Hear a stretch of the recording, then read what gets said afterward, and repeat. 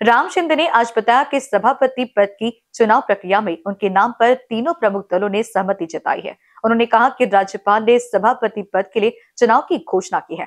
आज फॉर्म भरा गया है और सत्ताधारी दलों मुख्यमंत्री देवेंद्र फडणवीस, उप मुख्यमंत्री अजित पवार और उप मुख्यमंत्री एकनाथ शिंदे की ओर से मेरे नाम पर सहमति बनी है। फॉर्म भरलेला आहे आणि विरोधकांना देखील विनंती केली होती त्या महाविकास आघाडीच्या नेतृत्वाला आणि नाना पटोले साहेबांनी सांगितलं की आम्ही या निवडणुकीमध्ये सहभाग घेणार नाही आणि निवडणूक ही बिनविरोध झालेली आहे। परंतु महामहिम राज्यपालांच्या निर्देशानुसार ही निवडणूक उद्या खऱ्या अर्थाने घोषित होणार आहे अधिकृतरित्या।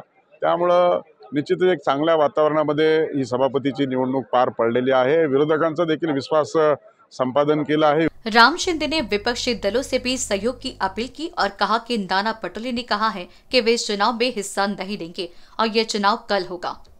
राम शिंदे हा राजकारणातला असा एक व्यक्ती आहे की वेळ प्रसंगी जिथे आवश्यकता आहे ते काम करण्याची भूमिका घेऊन जातो, वेळ प्रसंगी संघर्षही करतो आणि म्हणूनसाठी एकदा निवडणूक हरलो तर मी विधान परिषदेवर आलो, दुसऱ्यांदा निवडणूक हरलो तर मी आता त्या सभागृहाचा सभापती झालो। त्याच्यामुळे अल्पशा मताने झालेला पराजयाला खचून न जाता आपल्या पाठीशी राहिलेली जनता आणि जे काही वर्ग असेल त्यांना न्याय देण्याची भूमिका ही उराशी बाळगूनच काम करतो। त्याच्यामुळे मोठ्या मोठ्या पदावर जाण्याची संधी मिळते आणि एकाच पदावर नव्हे तर अनेक पदासाठी नाव चर्चेला जातं। त्याचा हा भाग आहे की आपण जनतेच्या प्रति उत्तरदायित्व आपलं बनतं आणि ते जे उत्तरदायित्व बनतं त्याला न्याय देण्याची भूमिका माझी असते। उन्होंने कहा कि राज्य के जन सामान्य के मुद्दों को सदन में हल करना चाहिए और इस कार्य के लिए सत्ताधारी और विपक्षी दलों के बीच समन्वय बनाए रखना उनकी प्राथमिकता रहेगी।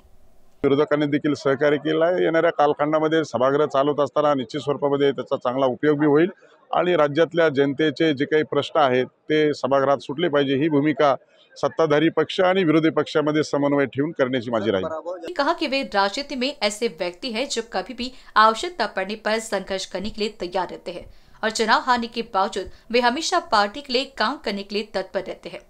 NBCN न्यूज के लिए अभिषेक पानसी की रिपोर्ट।